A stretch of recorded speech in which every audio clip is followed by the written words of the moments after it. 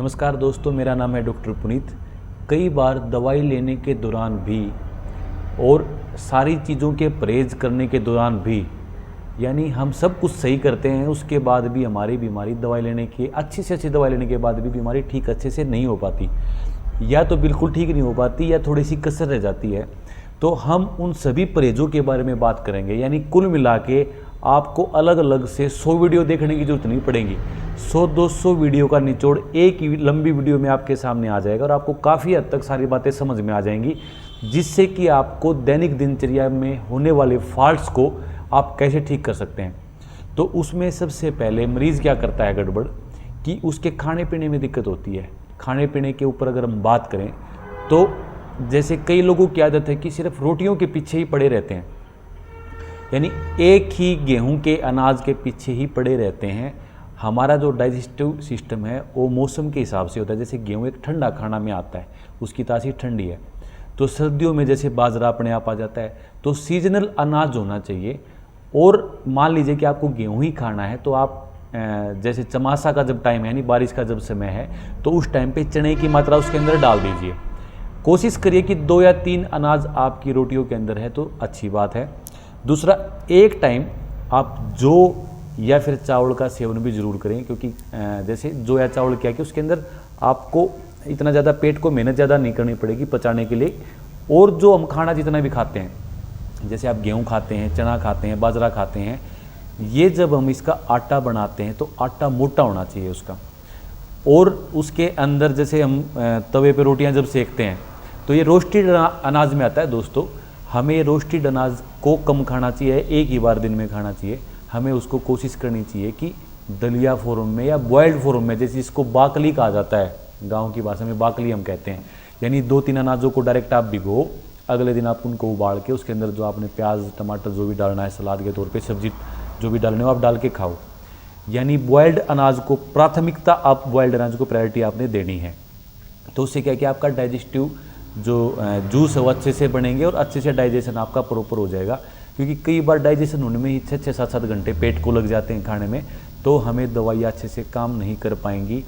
तो अच्छा तो ये रहेगा कि सुबह और दोपहर आप हैवी यानी रोस्टेड जो आप खाना खाते हो, रोटियाँ वोटियाँ ये खा लो। शाम को आप डाइजेस्टिव अच्छा आपका रहे तो उसके लिए आपको क्या करना है कि शाम को बॉयल्ड अनाज आपने खाना है।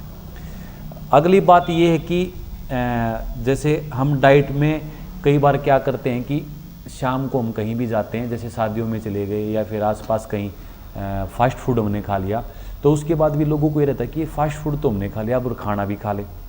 भाई, इतना आपका पेट नहीं हजम कर सकता। अगर आपने कभी कभार, वैसे फास्ट फूड नहीं खाने चाहिए, कभी कभार हफ्ता 10 दिन में, महीने 2 महीने में आप फास्ट फूड खाते हो तो सिर्फ फास्ट फूड ही उस टाइम पे खाओ, रोटियां मत खाओ। उसके बाद और कोई चीज़ घर पे जाके मत खाओ, क्योंकि उसको हजम करने में ही आपका पेट की जान निकल जाती है। तो आप ऐसे मत करो।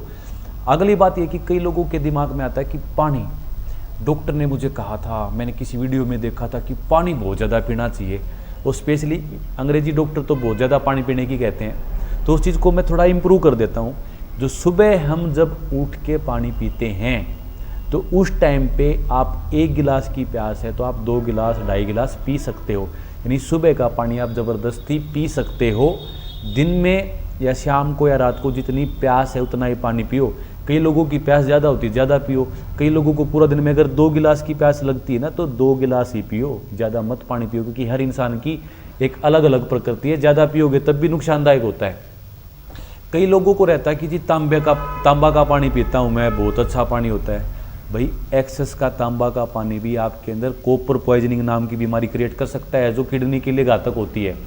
आपने क्या करना है कि शाम को आप एक बार तांबा का जो बर्तन उसके अंदर पानी रख दो, और 12-13 घंटे तक ही तांबे का पानी यूज किया जा सकता है। तो आपको अगला पानी है ना वो बदलना पड़ेगा। तो आप सुबह एक बार जो खाली पेट पानी पीते हो, 2 गिलास 3 गिलास, उस पानी को एक ही बार तांबा का पानी पियो। दिन में जितनी बार भी आपने पानी पीना है, अच्छा रहेगा कि आप उसको उबाल के रख लो, दिन में उसको पीते रहो। अगर गर्मियों का सीजन है तो रूम टेम्परेचर का पानी आप पी सकते हो। सर्दियों का टेम्परेचर आपका है तो उसको आप हल्का गुनगुना करके या गर्म करके पी सकते हो। और उसको स्टोर रखने के लिए आप तांबा में लगातार स्टोर मत रखो। लगातार स्टोर रखने के लिए मिट्टी का और कांच का या फिर जो एक चीनी मिट्टी का भी बर्तन आता है, ये क्या होते हैं कि इनर्ट होते हैं, आपको किसी चीज़ की केमिकल रिएक्शन नहीं होती। ये आपके शरीर में पानी को लेके कोई नुकसान पैदा नहीं होने देंगे। तो कई लोग क्या रखते हैं कि तांबा में ही रखते हैं, कई एल्यूमिनियम के बर्तनों में रखते हैं, कई लोग प्लास्टिक के जो जग होते हैं उसके अंदर रखते हैं, कई बोतल के अंदर बंद रखते हैं। ऐसे नहीं रखना। मैंने आपको बता दिया कांच, दूसरा कोई भी ऐसी चीनी मिट्टी या फिर जो नॉर्मल मिट्टी के बर्तन गड़े बड़े होते हैं उसको आप रखो, तो उसमें आपको कोई भी दिक्कत नहीं आएगी। अब ये बात होती है कि कई लोग इलाज के दौरान क्या करते हैं, जैसे देसी इलाज आपका चल रहा है, आपको खांसी जुकाम बुखार दस्त बीच में आता है, उसका अंग्रेजी इलाज मत लो, क्योंकि ये हमारी दवाई में बाधक होता है और आपको जो डिज़ायर्ड रिजल्ट हैं, जो रिजल्ट आप एक्सपेक्टेशन करके आए हैं वो रिजल्ट नहीं मिलेंगे भाई। जो ये अडंगा बाहर निकलने की प्रक्रिया है, खांसी जुकाम बुखार दस्त, इसको निकलने दो। 2-3 दिन तंग हो गए, ड्यूटी आपको हो सकता है कि ड्यूटी पे कहीं जाना पड़ता है, रेस्ट करके छुट्टी मार के उस अडंगे को बाहर निकलने दो। उससे क्या हुआ कि आपको दवाई बहुत अच्छे से लगेगी, और अगर आप ये गड़बड़ करोगे तो दवाई नहीं लगेगी। अगली गड़बड़ होती है पेशेंट के द्वारा कि गाँव में स्पेशली मैं देखता हूँ कि जिस शाम को दूध में पीता हूँ, भाई सभी लोगों के लिए दूध नहीं बना होता, डेयरी प्रोडक्ट सभी लोगों को हजम नहीं होते। दूध घी ये कोई बुरी चीज़ नहीं है, कोलेस्ट्रॉल के मारे लोग नहीं खाते। दूध और घी कोई बुरी चीज़ नहीं है। दिक्कत क्या होती है कि आप उस हिसाब की मेहनत करते हो कि नहीं, क्योंकि हैवी है, रिच फूड है, ये इसके अंदर फैट ज़्यादा होता है। आपके पेट को इसको तोड़ने में और उसका डाइजेस्टिव जो रस है उसको निकालने में काफ़ी समय लग जाता है। तो ये अगर आप बहुत ज़्यादा मेहनत करते हो, आप कस्सी के काम जैसी मेहनत कोई करते हो, पसीना निकलने की मेहनत करते हो, तो ही आप दूध घी का या कि कोई ऑयली चीज़ का सेवन कर सकते हैं। अदरवाइज मैक्सिमम आधा चम्मच घी से ज़्यादा आप पूरे दिन में यूज़ नहीं कर सकते। और मेहनत आपकी बिल्कुल ही कम है तो दूध मत पियो। आप लस्सी ले सकते हो, दही भी मत खाओ। अगर आप मेहनत नहीं करते तो दही भी मत खाओ। अब गलतियाँ क्या करते हैं लोग, दही को शाम को खाते हैं, लस्सी को शाम को पीते हैं। ऐसे नहीं करना। लस्सी का जो समय है, यानी डेयरी प्रोडक्ट का मोस्टली समय, दही लस्सी का मैं बात कर रहा हूँ, सुबह या दोपहर ही होता है। दूध का समय शाम को होता है। दूध का मैंने बताया कि मेहनत करने वाले लोग पिएं, ऐसे कोई भी ना पिए। अगर ऑफिस का कोई काम है तो आप फ्रूट्स पे ज़्यादा रहो, यानी जो चीज़ें ईजिली डाइजेस्ट हो जाती हैं, यानी किलो कैलोरी के हिसाब से चलना चाहिए इंसान को, कि हम 2000 किलो कैलोरी का मान लो पूरे दिन में काम कर रहे हैं। आप आजकल कई एप्लीकेशन ऐसे हैं, प्ले स्टोर पे जाके आप देख लेना कि आपकी जो मेहनत है वो कितने किलो कैलोरी यूज़ कर रहे हो आप, यानी कितना आप ख़त्म कर रहे हो, कितना खा रहे हो। अगर वो बैलेंस आपका सही नहीं है दोस्तों, तो आपको दिक्कत आएगी, क्योंकि आपका जो एक्स्ट्रा खाना आपने खाया, जो एक्स्ट्रा आपके अंदर किलो कैलोरी बनाएगा, जूल बनाएगा, जो ज़्यादा एनर्जी बनाएगा, वो कई लोगों को मोटापे का कारण हो सकता है, कई लोगों को डाइजेशन खराब होने का कारण हो सकता है, और दवाई को भी अच्छे से काम नहीं करने देगा। तो खाने के ऊपर स्पेशली ध्यान देना है। अगली बात होती कि कई लोग आपने देखा है कि सर्दी का मौसम और तरबूज खा रहे हैं, वहाँ पे जाएंगे किसी जगह पे और इस चीज़ का बड़ा चाव से खाते हैं। जितने भी कोल्ड स्टोर के अंदर फ्रूट रखे जाते हैं, यानी वो सीजनल फ्रूट नहीं होते। आपने क्या करना है, आप अपने आप देखो, यानी जिस इसकी पहचान ही है कि जिस टाइम पे ना जो चीज़ सस्ती होती है, आप मंडी में जाओ, मंडी में जो चीज़ सस्ती होगी तो वो उस टाइम के सीजन की चीज़ है। तो तरबूज का जो समय है वो जून में आता है, लोग उसको अभी अप्रैल बल्कि मार्च में ही खाने लग जाते हैं। या कोई भी आप इस चीज़ का एग्जाम्पल लेके चलो कि जो चीज़ जिस मौसम में खाने की है उसी समय पे आप खाओ, और पका हुआ फ्रूट खाओ। पका हुआ फ्रूट का मतलब ये है कि जैसे केला है, आपने केला खाना है तो उसके ऊपर अगर हरी डंठल है ऊपर और उसका पतला पापड़ नहीं है, दाद से वाला, तो वो आप खाओगे तो आपको दिक्कत पैदा कर सकता है। तो इसकी जो पहचान है वो आप यूट्यूब वीडियो अलग भी हैं कई, आप देख सकते हो कि भाई किस फ्रूट की पके हुए की पहचान है और कौन सा फ्रूट एसिड से पकाया हुआ है।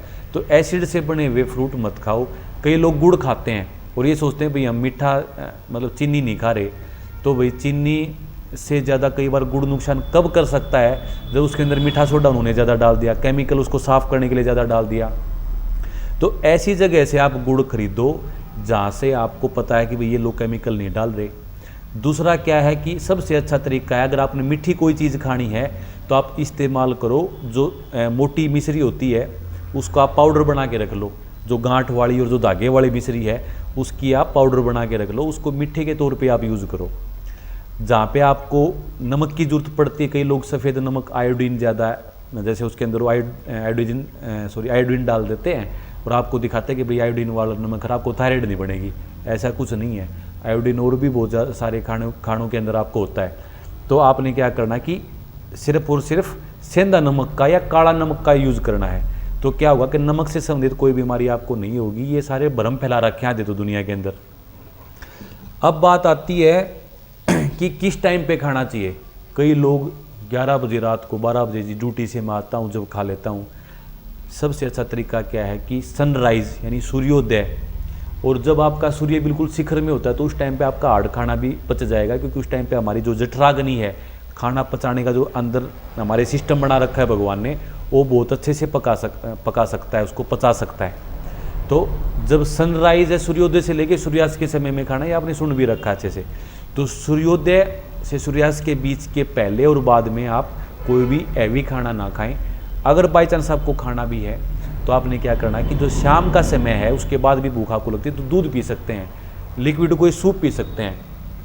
और जैसे मैंने आपको दही लस्सी का बताया, ऐसे जूस का, खीरा का, सलाद का, यानी कच्चे भोजन का भी सुबह और दोपहर का ही समय होता है। शाम को आप खीरा या सलाद कोई मत खाओ, कच्चा खाना मत खाओ। अगर आपको सब्जी का मन है, फ्रूट्स का मन है या सलाद का मन है तो सूप पी सकते हो आप, जैसे टमाटर का सूप पी लिया, चना का सूप पी लिया। तो जो सूप है, क्योंकि फिर उसकी तासीर बदल जाती है, तो शाम को भी आप यूज़ कर सकते हो। फिर उसके बाद आती है कि नींद के बारे में एक विस्तृत वीडियो में अलग से बनाऊंगा, फिर भी मोटा मोटा आप समझ लो। कई लोग, कोई 12 बजे तक फ़ोन देख रहा है, कोई 2 बजे तक देख रहा है, 3 बजे तक सो रहे हैं लोग, और फिर ये सोचते हैं कि जी मैं 3 बजे से लेके और 8 घंटे सोना ज़रूरी होता है, तो 8 घंटे तो मैं सोया, 11 बजे उठा। ऐसी नींद पूरी नहीं होती। जैसे किलोमीटर को मीटर में नापा जाता है, ऐसे नींद को हम पॉइंटर्स के अंदर नापते हैं डॉक्टर लोग, और जो पॉइंटर्स हैं वो पूरे करने ज़रूरी है, ना कि आपके घंटे। जैसे शाम को 9 बजे से 12 बजे तक 6 पॉइंटर्स क्लियर हो जाते हैं, और 12 से 3 बजे तक 3 पॉइंटर्स क्लियर हो जाते हैं मोस्टली। तो 6 और 3 9 पॉइंटर्स की आवश्यकता होती है आपको। तो 9 पॉइंटर्स आपके 9 बजे से लेके शाम को और सुबह 3 बजे तक पूरे हो गए। और मान लो कोई इंसान 3 बजे के बाद सोया, तो उस टाइम पे जो पॉइंटर्स का समय है वो 1.5-2 घंटे में एक मिलता है। यानी आप चाहे 8 या 10 घंटे सो जाओ, पॉइंटर्स आपको 9 नहीं मिलेंगे, 5 या 6 मिलेंगे। तो 5 या 6 पॉइंटर्स आपको मिलेंगे तो नींद पूरी नहीं हो पाएगी। तो सबसे अच्छे जो सोने का समय है 9 से 4 का है। तो उसके सोने के लिए आपको करना क्या पड़ेगा कि 8 बजे तक फ़ोन छोड़ देना पड़ेगा, स्क्रीन ऑफ कर देनी पड़ेगी, और 7 बजे से पहले खाना, यानी 2 घंटे पहले खाना और 1 घंटे पहले फ़ोन छोड़ना, और 9 बजे लेट जाओ सोने के लिए, चाहे आपको नींद 10 बजे आए। कई लोग कहते हैं जी हमें आदत पड़ी हुई है।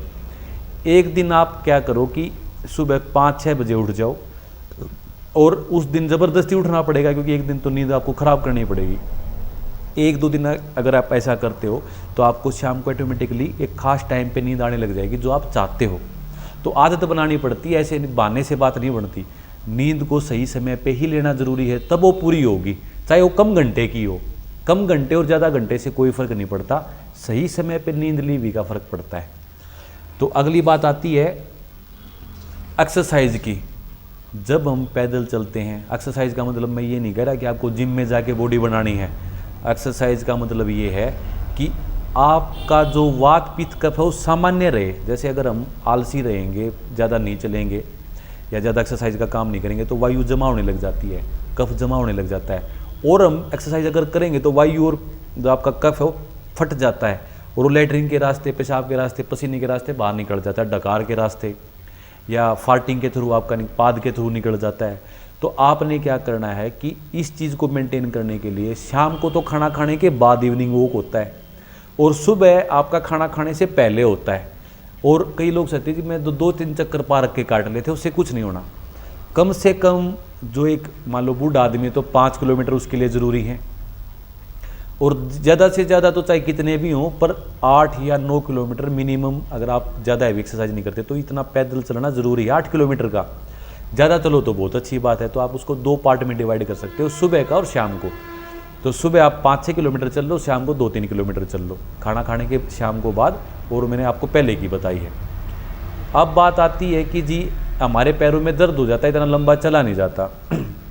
लगातार चलने की ज़रूरत नहीं है। 1 किलोमीटर चले, आपको सांस चढ़ गए, थक गए, आप पैर दुखने लगे, वेट करो 2-4 मिनट, फिर उसके बाद फिर चल पड़ो। आप कहने सांस उतारो, परेशानी, पसीना पसीना पूछो और फिर चल पड़ो। पर इतने किलोमीटर्स को आप निकालो भाई, निकालोगे नहीं तो ये वायु और आपका कब जमेगा, बीमारी ठीक होगी नहीं।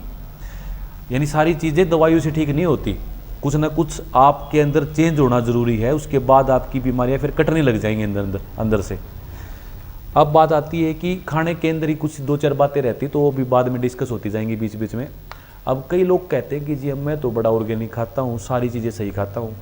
उसके लिए कुकर की सब्जी बहुत ज़रूरी है समझना। कुकर मोस्टली घरों में एल्यूमिनियम का होता है, कुछ घरों में लोग स्टील का लेके आने लगे। कुकर के अंदर जो सब्जी है वो इतनी स्पीड से गर्म हो जाती है, यानी बॉयल्ड हो जाती है, रंध जाती है, पकती नहीं है, तो उसका सारा न्यूट्रिशनल वैल्यू आपकी ख़राब होगी। वो जो कुकर एल्यूमिनियम का है, स्टील का भी आप यूज़ करते हो, स्टील का थोड़ा सा कम नुकसान है, नुकसान ज़रूर है दोनों का, कुकर का ज़्यादा, क्योंकि उसके अंदर एल्यूमिनियम ऑक्साइड बन के आपको पॉइजनिंग हो जाती है।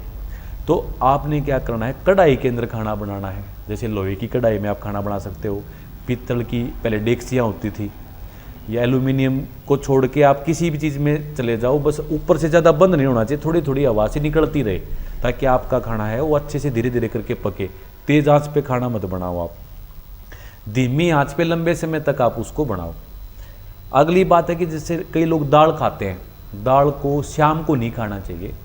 दाल का जो समय है वो सुबह का और दोपहर का समय होता है। अब कई लोग गैस की रोटियां मोस्टली घरों में होती हैं।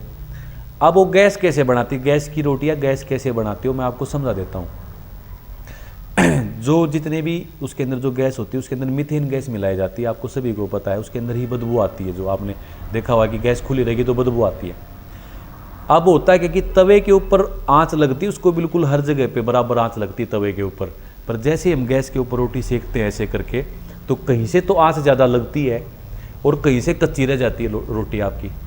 तो दिक्कत क्या है कि जहाँ से कच्ची रहेगी वो भी आपको अच्छे से हजम नहीं होगी, और जहाँ से ज़्यादा पक जाएगी, जड़ जाएगी, वहाँ से भी अच्छे से हजम नहीं होगी। आपने देखा होगा ना, छोटे छोटे डॉट होते हैं कि यहाँ से तो ज़्यादा पक गई, कहीं कहीं से कच्ची रह जाती है।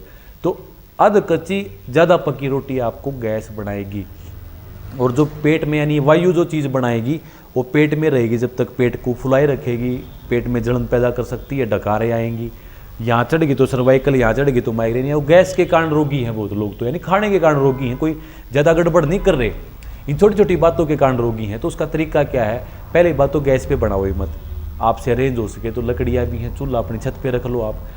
अगर गैस पे बनानी है तो उसको आप रखो सिर्फ तवे पे, या बॉयल्ड खाना आप खाओ। मैंने आपको बताया कि बाकड़ी है या दलिया खिचड़ी है, बॉयल्ड खाना में धीमी आंच पे आप, क्योंकि उसके डायरेक्ट कॉन्टैक्ट नहीं हो पाता रोटी के साथ, जैसे अनाज के साथ तो आप जो भी बनाते हो। तो गैस की रोटी नहीं खानी है। कुकर के सारे बर्तनों को धीरे धीरे करके बाहर फेंक दो, और लोहे के बर्तनों में, मिट्टी के बर्तनों में खाना शुरू कर दो, क्योंकि ये एक मोटा कारण है आपकी बीमारी को ठीक नहीं होने देने का और नई बीमारी बनाने का। अब बात आती है कि फास्ट फूड, जैसे कई लोग खाते हैं फास्ट फूड, कहीं भी चले जाएंगे तो ये नहीं देखते कि इन्होंने कितना आपका तेल है वो ख़राब कर रखा है, बासी तेल है, पुराना तेल है, कैसा तेल है। तो डालडा घी और रिफाइंड की चीज़ों में वो यूज़ करते हैं। तो आप फास्ट फूड घर पे बना के खा लो, बाहर का मत खाओ। पैकेट का आइटम के ऊपर मैं बताना चाहता हूँ, जो चीज़ जैसे जूस का एक खास समय होता है, जूस किसी को अगर पीना तो बनने के 1 मिनट के अंदर पी लेना चाहिए। जैसे आपने संतरे का जूस है, गन्ने का जूस है, मौसमी का है, अनार का है, तो कई लोग उसको पैक करवाते हैं 10, 15, 20 मिनट के बाद, आधे घंटे के बाद पीते हैं। जब तक उसके अंदर ख़राब बैक्टीरिया बन जाते हैं, उसको डिग्रेडेशन स्टार्ट हो जाता है और आपको फूड पॉइजनिंग बनाएगा। यानी आपको फ़ायदे के लिए तो आपने पिया और उल्टा नुकसान और करवा लिया, इससे अच्छा तो ना पियो आप। तो इसका तरीका क्या है कि जूस कभी भी पियो तो तुरंत पियो, और पैकेट के अंदर चाहे दही हो, चाहे लस्सी हो, चाहे रियल का जूस आप देखते हो, फ्रूट्स का जूस है, ये बिल्कुल मत पियो, इससे आपको नुकसान ही होगा। ये होते हैं लोगों के शौक के तौर पे कि भाई कोई मेहमान आ गया, महीने 20 दिन में इतना सा पी लिया, उतना तक शरीर हजम कर सकता है, क्योंकि उसके अंदर डलते हैं प्रिजर्वेटिव। यानी प्रिजर्वेटिव की कोई भी चीज़ मत खाओ आप। जैसे आप कुरकुरे हैं, बिस्किट है, जो पैकेट के अंदर जो आइटम बंद हो गया ना, तो ये मान लो कि वो हानिकारक है। घर पे बनाया हुआ फास्ट फूड भी इतना हानिकारक नहीं है जितना प्रिजर्वेटिव का अच्छा खाना भी है, चाहे जूस हो। अब अगली बात ये है, कई लोगों का पीस ऑफ माइंड डिस्टर्ब होने के कारण भी शरीर बीमार है या दवाई नहीं लग पा रही। पीस ऑफ माइंड का मतलब क्या है कि हमारा दिमाग शांत नहीं रह पाता। अब हम छोटी छोटी बात होती हैं, कैसे होती हैं, जैसे मान लो कि आपका संग है, जैसे दोस्तों के पास बैठने के लिए गए, वहाँ पे 2-3 लोग आपने कुछ ऐसे देखे होंगे जो आपकी जहाँ पे बेइज्जती होती है, जहाँ पे आपको बात लगती चुभती है, वो बात पे वो हंसेंगे और आपको परेशानी होगी इस बात से, मन ही मन आप कहो बेशक नहीं, तो मन मन में जो गुस्सा उठा, उसने जो नुकसान किया वो शरीर के अंदर रह गया। और कई बार आप ऐसा देखते हो कि हम उस सिचुएशन को अवॉइड कर सकते हैं, पर हम अपने मज़े लेने के लिए वहाँ पे जाते हैं और कुछ ना कुछ दिमाग में टेंशन घुसा के लेके आते हैं। तो सिंपल बात है, nothing is better than nonsense. चाहे फ़ोन पे लेडीज जैसे बात करती हैं अपनी माता जी से, बहन से, वहाँ पे लड़ाई करके और फिर फ़ोन काटना उनको पड़ता है। यानी कुल मिला के अगर आपके आसपास के लोगों का माहौल आपको ठीक नहीं लगता, आपके हिसाब का नहीं है, और आप वहाँ पे जाते हो खुशी बनाने के लिए, गम लेके आते हो मन मन में, कोई ईर्ष्या लेके आते हो, कोई चिंता लेके आते हो, तो उस माहौल को भाई छोड़ दो। या तो आपका अच्छा संग हो या फिर कुछ भी ना हो, आप घर पे ही कोई दूसरा हॉबीज़ बना लो अपनी, किसी की पेंटिंग की है, गाने सुनने की है, सत्संग सुनने की, कोई भी हॉबीज़ आप बना लो। गलत संग में मत जाओ क्योंकि वहाँ से टेंशन लेके आओगे। अगली बात है, शरीर के अंदर हमें मसाज करनी चाहिए। किस चीज़ की? वैसे तो हर दिन का एक अलग तेल होता है, ये बहुत लंबी वीडियो बन जाएगी, बाद में इसको डिस्क्राइब कर देंगे, पर जो सभी लोगों के ऊपर शूट करता है, गर्मियों के अंदर सफ़ेद तिल का तेल की मालिश करो, नहाने से 1 घंटा 1.5 घंटा पहले, चाहे 2 घंटा पहले, चाहे 3 घंटा पहले। कई लोग नहाने के बाद करते हैं, उसका इतना इफेक्ट नहीं है। नहाने से पहले आप मालिश करो, उसके बाद चिकनाई भी हटेगी और जब तक वो शरीर के अंदर पोर्स के अंदर जाके रम भी जाएगा, यानी फ़ायदा भी कर चुका होगा अपना। तो आप 2-3 दिन में एक बार ज़रूर से ज़रूर मसाज करो।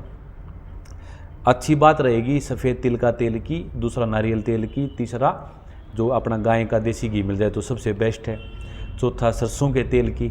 इसके अलावा और कुछ आप बाज़ारू जो तेल आते हैं सरसों का तेल, वो नहीं लेना, घर का तेल हो। तो हमें मसाज करना काफ़ी ज़रूरी है। अब कई लोग नारियल पानी के पीछे बड़ा पड़ते हैं, नारियल पानी बड़ा अच्छा होता है और पीना चाहिए। जैसे किसी इंसान की अगर कफ प्रवृत्ति है तो नारियल पानी वहाँ पे नुकसान करता है। तो 2-3 दिन में, 5-7 दिन में इतना सा नारियल पानी, चाय के कप जितना पी सकते हो। बीमारी नहीं है तो जैसे बीमारी में किसी की प्लेटलेट डाउन हो तो चाहे दिन में 3 नारियल पानी पीने पड़ो। अगर बीमारी नहीं है, पानी आप पीना चाहते हो तो नारियल पानी, तो आपको क्या करना है कि आधा जो गिलास है इतना ही नारियल पानी 2-3 दिन में एक बार पिया जा सकता है। बहुत ज़्यादा नारियल पानी, कई लोग एलोवेरा के पीछे पड़ रहे हैं। कई लोग आपने देखा कि कोई ऐड देखी थी, उसमें ये जड़ी बूटी है जी, ये मैं लेता हूँ और रोज़, ऐसे नहीं लेनी होती। इसके लिए कौन बताएगा आपको क्या आपको सूट करता है, क्या आपको सूट नहीं करता? इसके लिए आपको आयुर्वेदाचार्य बताएगा। जैसे मैं एक होम्योपैथिक डॉक्टर हूँ, तो ऐसे आयुर्वेदिक डॉक्टर होते हैं, उनके पास आप जाओ और अपनी डाइट, जैसे आप डाइटिशियन के पास जाते हो, अंग्रेजी दवाई जो डाइटिशियन को आपको रेफ़र कर देते हैं, तो ऐसे जो आयुर्वेदिक डॉक्टर है उससे एक बार फीस दे के और ये लिखवा लो जो मेरी प्रकृति पे क्या क्या सूट करेगा, क्या मुझे एलोवेरा सूट करेगा कि नहीं करेगा, नारियल पानी सूट करेगा कि नहीं करेगा। यानी कुछ चीज़ें तो ऐसी होती हैं जो हम सभी लोग खा सकते हैं, कुछ चीज़ जो मेडिसिनल है, मेडिसिनल प्लांट हैं। कई लोग तुलसी के पीछे पड़ रहे हैं। यानी आप अपने आयुर्वेदाचार्य पे जाके अपनी लिस्ट बनवा लो, आपकी वात प्रकृति तो यही चीज़ खानी है, पित्त तो यही है, कफ है तो तीनों मिक्स हो तो यही है। यानी कुछ भी अपने दिमाग को ज़्यादा मत लगाओ आप, या किसी एडवर्टाइजमेंट के धोखे में मत आओ, और रेगुलरिटी को बांधने से पहले एक बार आयुर्वेदिक डॉक्टर से जाके और देख लो कि क्या क्या आपको सूट करता है। अगली बात है कि एकादशी के व्रत का महत्व तो बहुत होता है दोस्तों, क्योंकि जब अमावस्या से पहले एकादशी 3-4 दिन पहले आती है तो उस टाइम पे कुछ ऐसा संयोग बनता है कि हमारे अंदर कॉस्मिक एनर्जी में परिवर्तन आने लग जाता है। तो कई लोग इसको धर्म से जोड़ेंगे, धर्म से मेरा कोई मतलब नहीं है। एकादशी पे कोई इंसान अगर फास्ट रखता है तो ये बहुत अच्छी चीज़ है। उस दिन चावल तो वैसे भी नहीं खाने चाहिए, आपने काफ़ी बार सुना होगा। उस दिन फास्ट रखने का मतलब ये है कि आप कम से कम एक बार खाना खा लो। फास्ट रखने का ये मतलब नहीं कि भूखे पेट खराब करना अपने आप को। और एक चीज़ और है कि कई लोग फास्ट कर लेते हैं पर चाय बहुत पीते रहते हैं, वो बहुत बड़े नुकसान की बात है।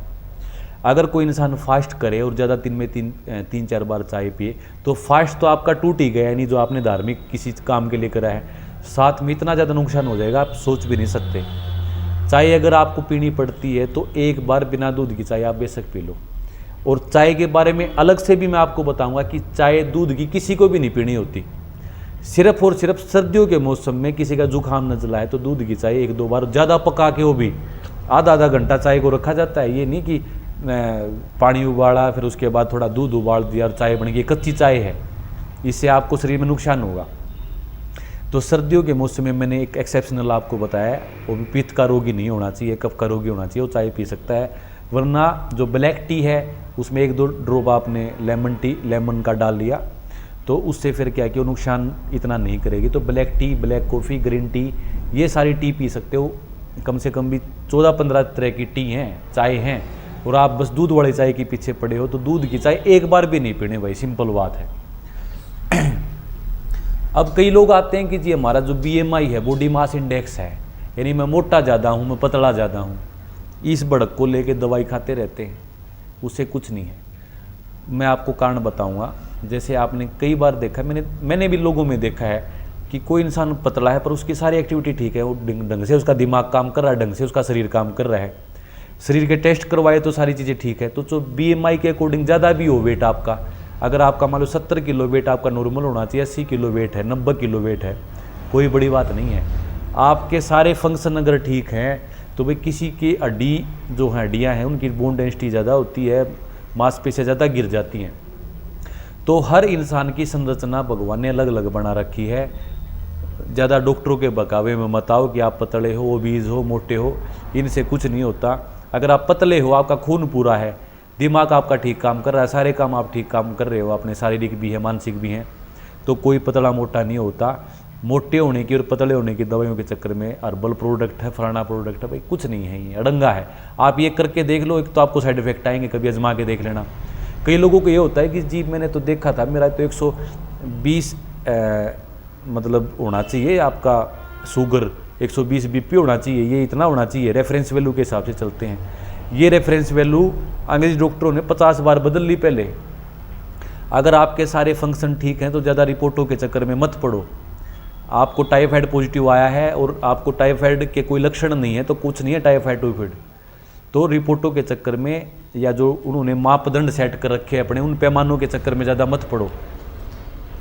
अगली बात है, खाना बनाते हुए एक सबसे ज़रूरी पॉइंट है दोस्तों, क्या है कि खाना बनाते हुए अगर आपका खाना बनाने वाला इंसान है, रसोईया जो है या घर में लेडीज़ हैं, अगर वो मानसिक रूप से परेशान है और उन्होंने खाना बना दिया और आपने खा लिया, उसने तो अपनी इसके अंदर डाल दी और आप परेशान हो गए, कभी आजमा लेना।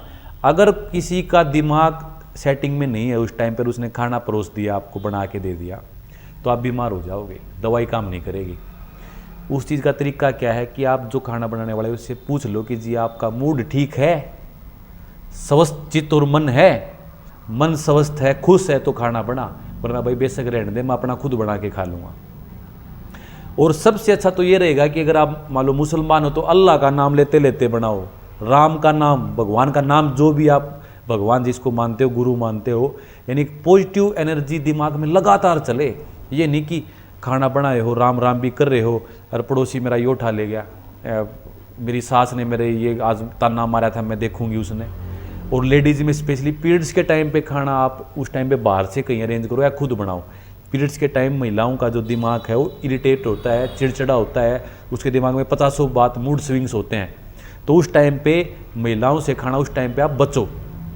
और ये मैं नई बात नहीं बता रहा, ये बहुत पहले की बात है, पुरानी बात है। तो खाना बनाने वाले के दिमाग को चेक करके खाओ, अगर कम खा लो या ना खाओ, उस टाइम पे फास्ट रख लो, वो नुकसान नहीं करेगा। अगर उसके दिमाग में उस टाइम पे गंदगी है ना तो आप फंस गए, और लंबे समय से ही है तो लंबी बीमारी से अपने आप को आप मान लो कि आप लंबे बीमारी इसी कारण से हो।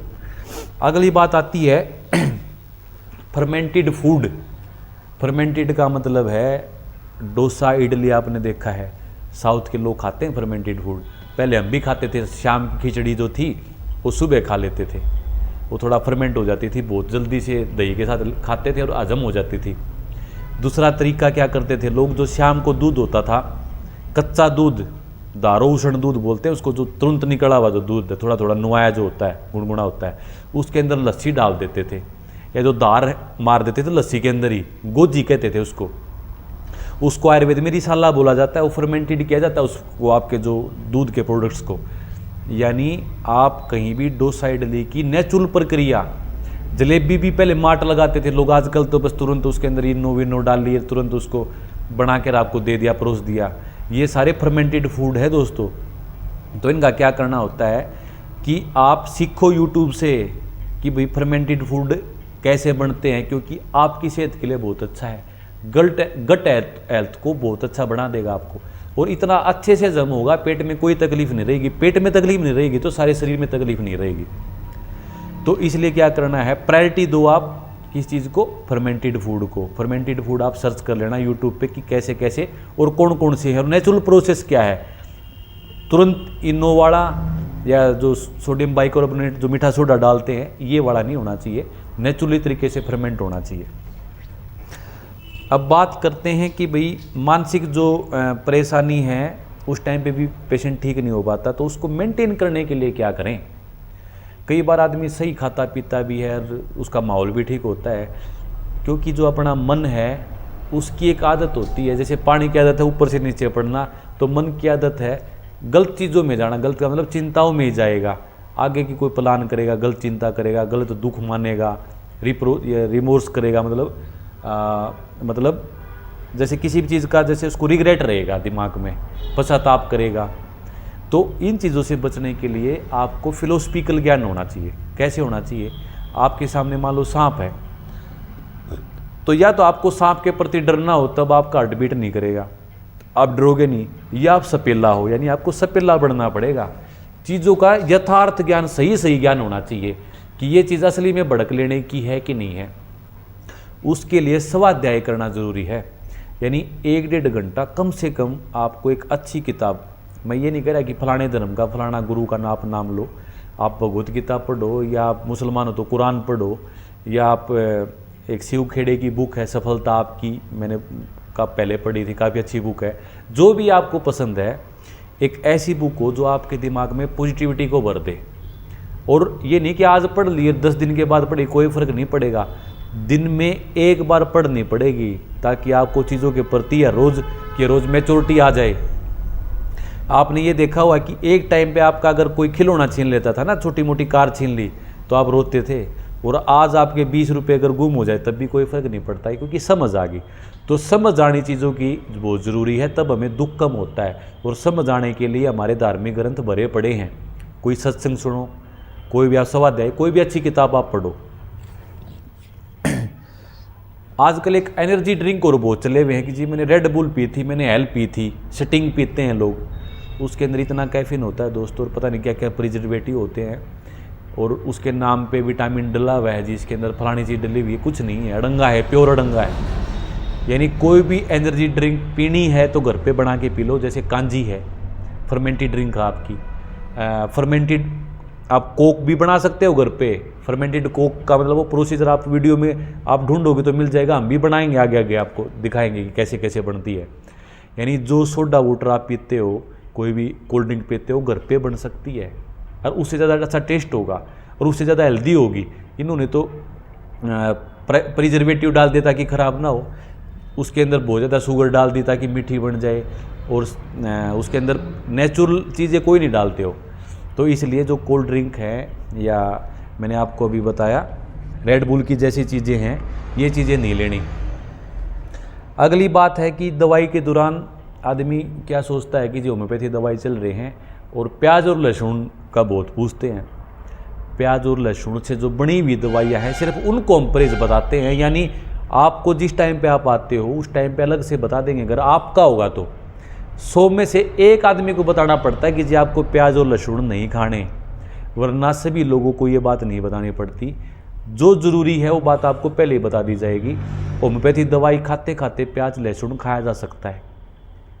मोस्टली हम क्या बताते हैं कि कोई भी गंध वाली चीज़ है, जैसे किसी ने परफ्यूम मार लिया, यानी गंध उसमें से आ गई, कोई पेंट कर रहा है, या भाई कोई तेज़ कॉफ़ी पी रहा है, उन चीज़ों का हम परहेज बताते हैं। या कोई कोलगेट कर रहा है जिसके अंदर ज़्यादा गंध है, तो उनसे क्या है कि हमारी दवाई ख़त्म नहीं होती, उसका असर, उसकी पावर कम हो जाती है।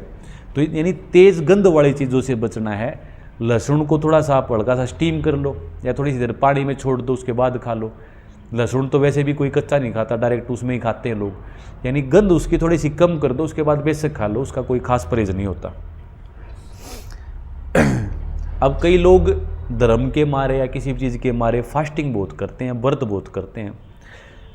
पेट को अगर आप लंबे समय तक फास्ट रखोगे तो बहुत ज़्यादा नुकसान दोस्तों हो जाएगा, क्योंकि हमारा एसिड जो थोड़ा थोड़ा तो अपने आप उसके अंदर होता रहता है, अपने आप शरीर के अंदर बनता रहता है, वो आपके अंदर की आदतों को काट सकता है, परफोरेशन क्रिएट कर सकता है। तो अगर आप फास्ट करते हो, धार्मिक हो, कोई बुरी बात नहीं है, पर फ्रूट जल्दी जल्दी या एक बार अनाज, बॉयल्ड अनाज आप ज़रूर से ज़रूर खाओ, चाय मत पियो। यानी कुल मिला के पेट को लंबे समय तक भूखा रखना नहीं होता। सबसे अच्छा फार्मूला खाना खाने का आपको मैं बता देता हूँ, 16 गुणा 8 का फार्मूला आप याद रख लो। कैसे कि 16 घंटे तो पेट खाली है और 8 घंटे के इंटरवल पे खाना। कैसे फिर समझो, आसान बता देता हूँ। सुबह मान लो 10 बजे खा लिया तो 8 घंटे जोड़ोगे तो क्या हो जाएगा, शाम को 6 बजे, यानी सुबह 10 बजे खाओ, शाम को 6 बजे खाओ। इसके बीच में, इसके पहले बाद में बिस्किट भुजिया ये कुछ नहीं खाना। फ्रूट खा सकते हो, जूस पी सकते हो थोड़ा बहुत अगर आपको पीना है तो सुबह शाम 8 घंटे का गैप कर दो और फिर 16 घंटे का अपने आप हो जाएगा गैप अगले दिन अगर आप 10 बजे खाते हो तो 16 गुणा 8 का फार्मूला आप याद रखो। अब बात आती है कि कई लोग कहते हैं कि जी खाना खाते हुए पानी नहीं पीना चाहिए। भाई आपको जो वीडियो दिखती हैं वो सारी चीज़ें या तो उनको बतानी होती, पता नहीं, या उनको ढंग से बताने नहीं आती। खाना खाते हुए पानी पिया जा सकता है, ये बात अटपटी लगेगी क्योंकि सुनी नहीं आपने, पर कैसे, उसका एक तरीका है। उसका तरीका ये है कि क्योंकि कई लोगों से बिना कुछ घुटे पिया नहीं जाता, उनके लिए है तरीका। अगर आपसे पिया जाता है तो कोई बात नहीं है।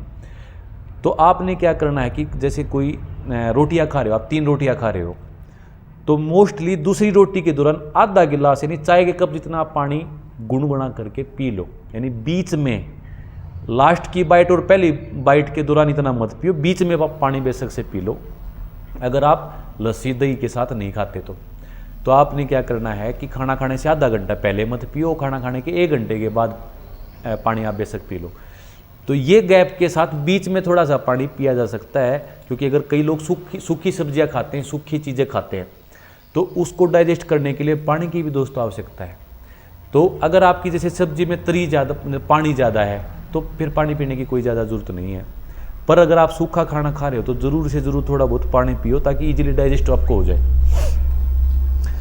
अब बात करते हैं कि केमिकल का यूज नहीं करना चाहिए दवाइयों के दौरान दोस्तों, वैसे भी नहीं करना चाहिए। आजकल सौंदर्य प्रसाधन, कॉस्मेटिक के आइटम इतने चले हुए हैं जो हमारी दवाइयों को, आयुर्वेदिक दवाइयों को, होम्योपैथिक दवाइयों को काम नहीं करने देते। कैसे कि लेडीज मोस्टली करती है ये काम। वो क्या करती हैं कि जो एक्जिला का रीजन है, ये जो हमारी काख है, इसके अंदर पसीना ना दिखे, किसी को पसीना ना आए, तो उसके लिए एंटी पर्सपिरेटरी एजेंट आते हैं, पसीने को दबाने के एजेंट आते, कोई चीज़ें ऐसी आती हैं। यानी पसीने को रोकने से इतनी बीमारियां बन सकती कि आप सोच भी नहीं सकते।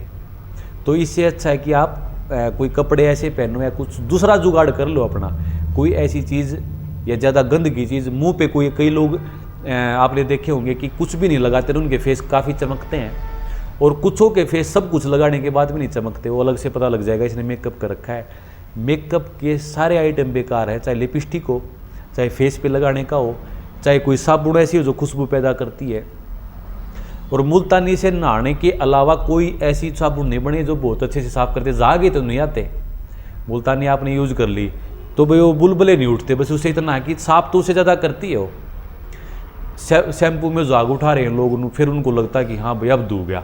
ऐसा कुछ नहीं है। मैं शैम्पू की भी एक अलग से वीडियो में बनाऊंगा कि प्राकृतिक शैम्पू कैसे तैयार किया जा सकता है, और भी वीडियो आपको मिल जाएंगी। मेन बात यह है कि केमिकल का यूज़ मत करो, केमिकल का यूज़ करोगे तो दवाई नहीं लगेगी। और दूसरा, अगर आपने पसीने को दबाया, आप दवाई भी बेशक से यूज़ नहीं कर रहे, पसीना आपने दबा लिया, फेस के ये जो पोर्स होते हैं ये किसी कॉस्मेटिक से ढक लिए, हाथों पे गोरे दिखाने के लिए कुछ लगा लिया, कोई क्रीम लगा ली, ये सारे आपके पोर्स को ब्लॉक कर देते हैं। और जो अड़ंगा बाहर निकलना चाहिए था उसको रोक दिया, आपने अड़ंगा अंदर रख लिया, वो धीरे धीरे इकट्ठा करके आपकी स्किन को ब्लैक करते हैं। आप ये देखना कि जितने ज़्यादा कोई ये लगाता ना, उनकी स्किन और ज़्यादा ब्लैक हो जाती है। वो क्यों होती है?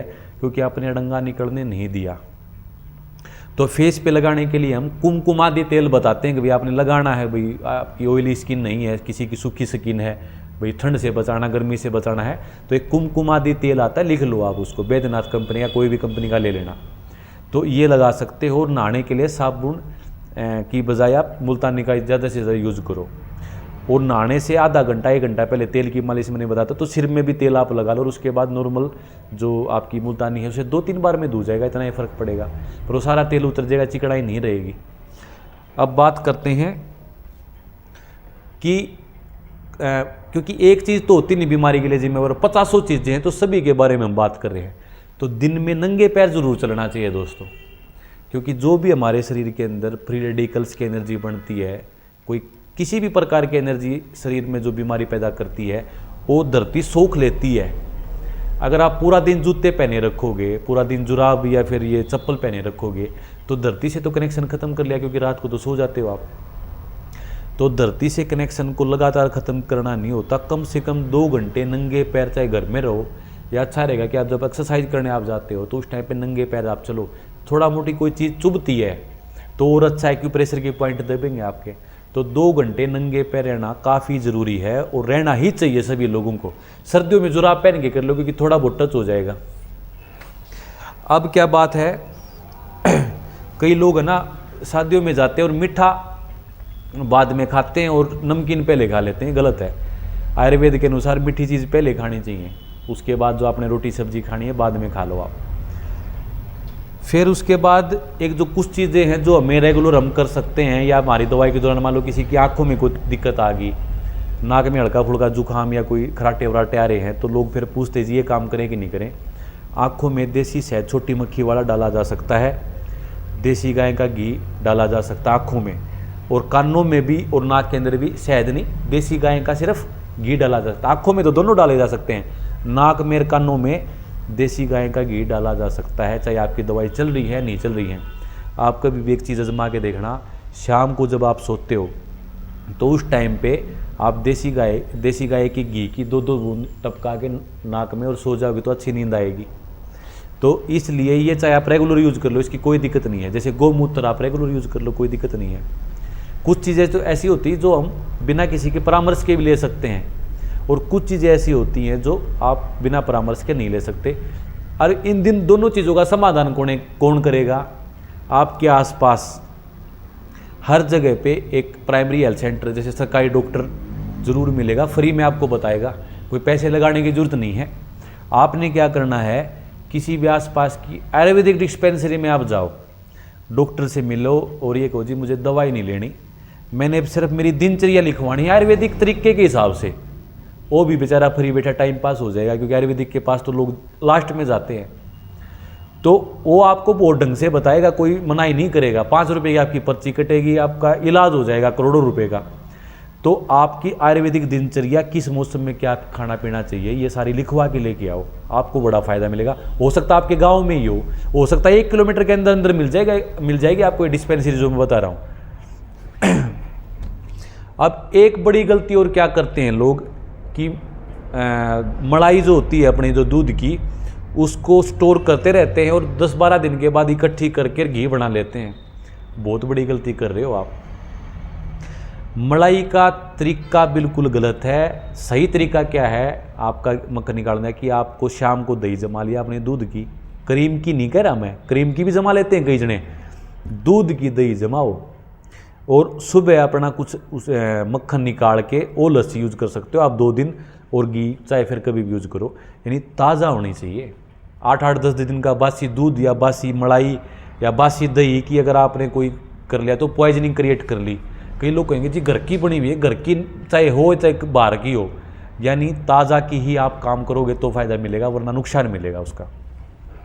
अब कई लोगों को हम दही का परहेज बता देते हैं कि जी दही नहीं खानी, वो कहें अरे लस्सी बेशक पी सकते हो, ऐसे कह देते हैं हम।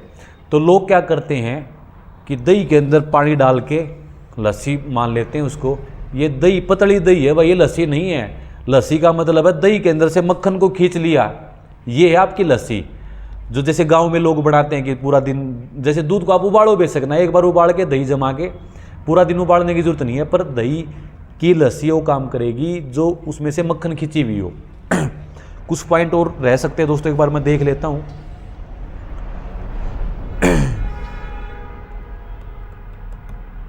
हाँ, कई लोग एलोवेरा पीते जा रहे हैं, कई लोग ऐसी कोई चीज़ खाते पीते जा रहे हैं जो उन्होंने कहीं से सुनी थी, किसी पड़ोसी ने बता दी। ये पड़ोसी और रिश्तेदार सबसे ज़्यादा मारते हैं लोगों को, मैंने कई बार देख लिया। भाई कहेंगे भाई उसकी तासीर की उसको बताई थी, आपकी तासीर अलग है।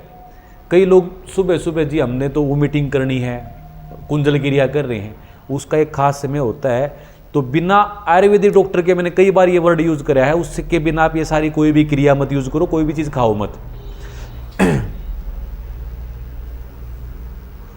फर्मेंटेड फूड भी हो गया, मानसिक परेशानी नारियल पानी पका हुआ भी हो गया, एकादशी का व्रत भी हो गया, जूस, कुकर की सब्ज़ी का भी मैंने आपको बता दिया, बीच में अंग्रेजी इलाज का बता दिया, नींद का बता दिया, सनराइज का भूख से कम, बॉइल्ड। हाँ, एक छोटा सा पॉइंट रह गया दोस्तों कि मैंने बताया था कि बॉइल्ड खाना खाना है। बॉइल्ड खाना तो फ़ायदा करता ही है। आपने क्या करना है कि जैसे हमने आज चने भिगो दिए, 2-3 दिन के बाद अंकुरित नहीं हो जाते, स्प्राउट बन जाते हैं, उनको स्टीम या बॉइल्ड करके खाओगे तो और भी फ़ायदा मिलेगा। नहीं बॉइल्ड खाओ, स्प्राउटेड खाओ तो और भी बढ़िया है। पर बॉइल्ड स्प्राउटेड होने चाहिए, ये नहीं कि स्प्राउट अकेले खा रहे हो, कच्चे वो भी नहीं खाने, थोड़ा स्टीम दे लो, आप उसको बॉइल्ड करके खाओगे तो उसका डबल बेनिफिट आपको मिलेगा। और जितनी मेहनत है ये मैंने आपको बताया। हाँ, कई लोग ग्लूकोज पीते हैं, भाई मैं तो ग्लूकोन डी पीता हूँ, गर्मी नहीं लगेगी, और एडवर्टाइजमेंट देखी थी टीवी में, बड़ा मज़ा आया। ये बहुत खतरनाक है दोस्तों। ग्लूकोज कब दिया जाता है? जब इंसान को स्ट्रोक हो जाए, एडमिट करना पड़ जाए, जब ग्लूकोज चढ़ाते हैं ना, और आप उसको वैसे खा रहे हो, आपका जो आप खाना खाते हो उसमें से ग्लूकोज खींचना शरीर बंद कर देगा, क्योंकि आपने डायरेक्ट ग्लूकोज दे दिया। वो ग्लूकोज आपको कम से कम भी 1-1.5 घंटे के प्रोसेस के बाद मिलना था पेट में, और आपने उसको विदिन बार मशीनों ने ग्लूकोज को तैयार किया और तुरंत खा लिया और तुरंत आपको हजम भी हो गया। तो जो आप खाना खाते हो उसमें से ग्लूकोज नहीं मिलेगा। एक बात और ये रहती है कि कई लोग प्रोटीन खाते हैं, जी हम तो इतना अच्छा वे प्रोटीन खाते हैं, बहुत बड़ी गलती कर रहे हो। कारण क्या है कि हमारा पेट, जैसे आपने दूध पिया तो ये उसके अंदर प्रोटीन भी है, विटामिन भी, कई चीज़ें हैं, तो उसको प्रोटीन अलग खींचने में 3-4 घंटे का प्रोसेस लग जाता है, और वो 3-4 घंटे का प्रोसेस मशीन ने कर दिया तुरंत। यानी मशीन तो पहले करे कराए तैयार बैठी है, आपने प्रोटीन तुरंत खा लिया। तो जब आप नेचुरली खाना खाओगे ना, तो नेचुरली खाने में से प्रोटीन शरीर खींच नहीं पाएगा। तो जितने भी ग्लूकोज हैं, सिंथेटिक मल्टीविटामिन्स हैं, ये मत खाओ, नेचुरल मल्टीविटामिन खाओ। जैसे फ्रूट्स के अंदर सारी चीज़ें आ गई, बादाम काजू, ये कम है क्या इनके अंदर? आप जो ग्लूकोज है, ग्लूकोज के लिए आप सुक्रोज पी लो। आप जैसे आपने देसी खांड ली या मिश्री ली, नींबू पानी बना के पी लिया या बिना नींबू के पी लिया, ग्लूकोज से ज़्यादा काम करेगा। गन्ने का जूस पी लिया तुरंत ताज़ा, ग्लूकोज से ज़्यादा काम करेगा। प्रोटीन के लिए आपने जैसे मेहनत करते हो तो दूध पियो, दूध में काफ़ी प्रोटीन है। कई लोग मांस, मिट्टी और अंडे खाते हैं, वो भी हमारी दवाई में बाधक हैं, क्योंकि किस प्रकार की बीमारी है पशु को, किस प्रकार के जो अंडे आपने खाए, किस प्रकार की मुर्गी को बीमारी थी, तो ये सारी चीज़ें बाधक हैं। इसलिए अंडा, मांस, बाहर की फास्ट चीज़ों के बारे में मैंने आपको बता दिया है। अब नशे की बात रहेगी। कई लोग जैसे भाई कोई बीड़ी सिगरेट का आदी होता है, कोई अल्कोहल का आदी होता है। जैसे अल्कोहल की खास मात्रा है कि जैसे 60 ml तक अल्कोहल 24 घंटे में कोई पीता तो नुकसान नहीं कर सकता। इसके ज़्यादा लीवर के अंदर दिक्कत करेगा, दवाई के काम को नहीं होने देगा। तो जैसे चाय का मैंने आपको बताया, जैसे अल्कोहल का एक्सीड मात्रा है तो नुकसान करेगी। और आप कोई जैसे सिगरेट पीते हो तो सिगरेट के अंदर फ्लेवर कोई डाल देते हैं लोग, वो फ्लेवर यानी गंध का काम करेगा, फिर दवाई काम नहीं करने देगा। तो अगर आपको फिर भी जैसे स्मोकिंग की कोई आदत है, तो जो गांव में हुक्का दिखा होगा आपने तो 2-3 हुक्के तक आप पी सकते हो। पर कारण क्या है, वो नुकसान क्यों नहीं करता? क्योंकि वो पानी के अंदर से फिल्टर होकर, कार्बन बाहर रह गया उसका, पानी के अंदर से फिल्टर होकर आपके अंदर आया है, तो यानी अड़ंगा बाहर ही रह गया उसका। मोस्टली नुकसान तो भी करेगा पर इतना ज़्यादा नहीं कर पाएगा। तो इन चीज़ों का अगर आप ध्यान रखते हो दोस्तों, तो आपको इतना मतलब जैसे जो मेडिसिन का आपको रिजल्ट की आकांक्षा थी, वैसी वैसी आपको ठीक होती जाएगी। आज के लिए धन्यवाद।